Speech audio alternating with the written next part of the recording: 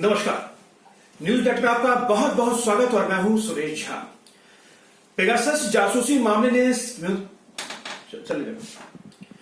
नमस्कार, news date में आपका बहुत बहुत स्वागत और मैं हूं सुरेश झा। पेगासस जासूसी प्रकरण के मामले में मोदी सरकार की नींद हराम कर रखी है। विपक्ष ने जहां इस पूरे प्रकरण की जेपीसी से जांच कराने की बात कही है, तो वही सरकार की चुप्पी अब कहीं ना कहीं संदेह पैदा कर रही है। लेकिन हम आपको ये बताना चाहते हैं आखिर पेगासस जासूसी प्रकरण है क्या, पेगासस है क्या। तो ये भाई सारी जानकारी देंगे हमारे साथ है कानून के जानकार शशांक देव सूरी। आइए इनसे बातचीत करते हैं। सर, पेगासस को लेकर तो बड़ा बवाल मचा है पूरे देश के अंदर, सरकार पे दबाव बनता जा रहा है जांच को लेकर। लेकिन सर, जनता ये जानना चाहती, पब्लिक ये जानना चाहती है आखिर पेगासस है क्या। देखिए, पेगासस एक सॉफ्टवेयर है जो इजराइल की एनएसओ ग्रुप ने इसका मैन्युफैक्चर किया है। और बेसिकली इजराइल की कंपनी का ये कहना है कि जो इस्लामिस्ट टेररिज्म हो रहा है उनके देश में, उसको चेक करने के लिए ये सॉफ्टवेयर का इस्तेमाल किया जाता है।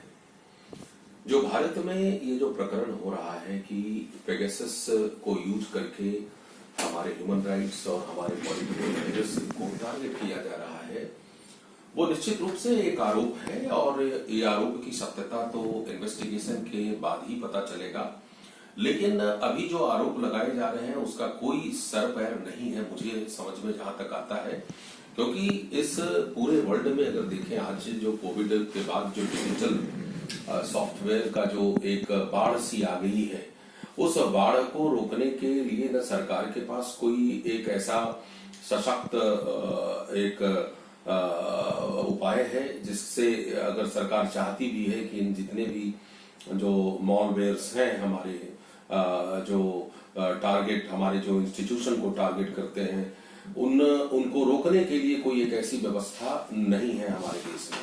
तो जो पेगासस सॉफ्टवेयर है बेसिकली ये स्पाईवेयर कहा जाता है। और ये जो एनएसओ ग्रुप जो इजराइल की कंपनी है, ये कंपनी जो है इसको मैन्युफैक्चर करके, क्योंकि मोबाइल को टारगेट किया जाता है और मोबाइल के द्वारा ही इनके जितने भी इंफॉर्मेशंस हैं उस मोबाइल में, उनके मैसेजेस को, उनके सारे जो इंफॉर्मेशन, वाइटल इंफॉर्मेशन को ले लिया जाता है। आपको एक बात मैं इस बारे में कहना चाहता हूं कि 2019 में यह जो स्पाईवेयर है, जो पेगासस है, वो व्हाट्सएप के माध्यम से जो है लोगों के टेलीफोन को टारगेट किया जाता था। लेकिन व्हाट्सएप ने इस समस्या को फिक्स कर दिया, उसका समाधान मिल गया।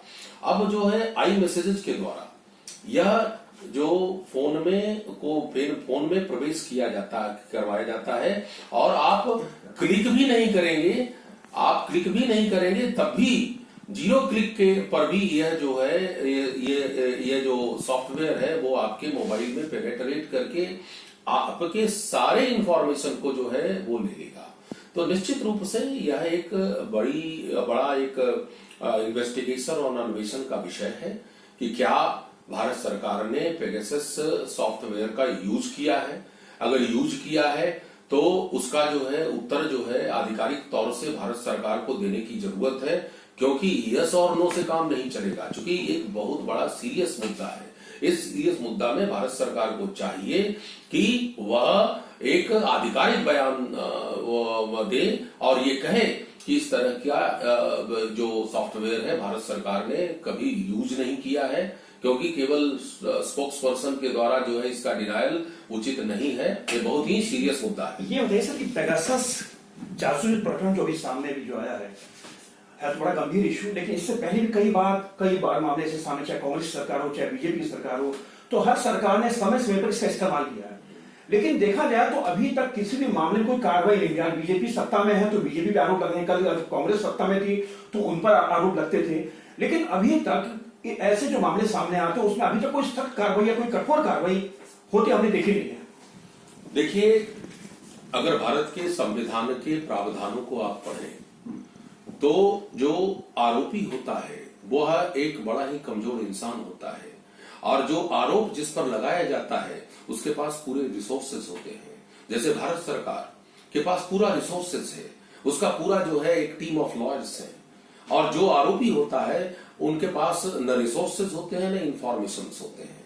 तो निश्चित रूप से आज जितने भी इस तरह के समय समय के ऊपर जो है आरोप लगे हैं भी कि फोन टैपिंग हो गया है, मेरी समझ में आज तक जहां तक मुझे इंफॉर्मेशन से फोन टैपिंग के मामले में किसी भी सरकार के विरुद्ध कोई भी कार्रवाई नहीं किया गया है, कोई भी मंत्री को पनिशमेंट नहीं दिया गया है, कोई भी उन आदमियों को पनिशमेंट नहीं दिया गया है जिसके आधार पर हम कह सकते हैं कि एक ऐसा मुद्दा है जिसके ऊपर कार्रवाई करके और जो कल्प्रिट है उसको सजा देने की जरूरत है।